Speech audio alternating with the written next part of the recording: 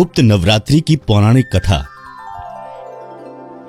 एक समय की बात है, श्रृंगी भक्तजनों को दर्शन दे रहे थे।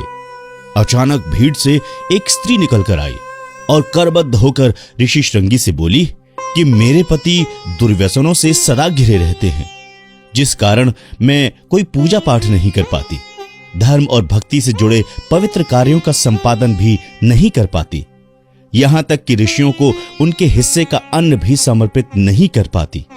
मेरा पति मांसाहारी है, ज्वारी है, लेकिन मैं मां दुर्गा की सेवा करना चाहती हूं। उनकी भक्ति साधना से अपने और अपने परिवार के जीवन को सफल बनाना चाहती हूं। ऋषि श्रृंगी महिला के भक्ति भाव से बहुत प्रभावित हुए। ऋषि ने उस स्त्री को आदर पूर्वक उपाय बताते हुए कहा कि वासंतिक और शारदीय नवरात्रों से तो आम जनमानस परिचित है, लेकिन इसके अतिरिक्त 2 नवरात्र और भी होते हैं, जिन्हें गुप्त नवरात्रि कहा जाता है। उन्होंने कहा कि प्रकट नवरात्रों में 9 देवियों की उपासना होती है और गुप्त नवरात्रों में 10 महाविद्याओं की साधना की जाती है।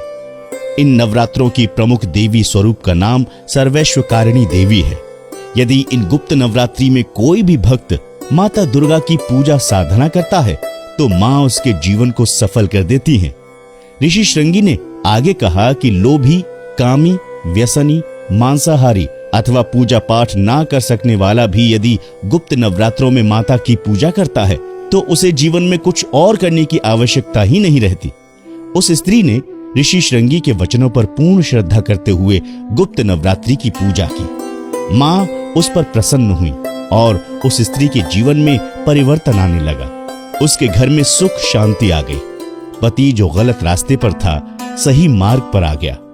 गुप्त नवरात्रि में माता की आराधना करने से उनका जीवन पुनः खिल उठा।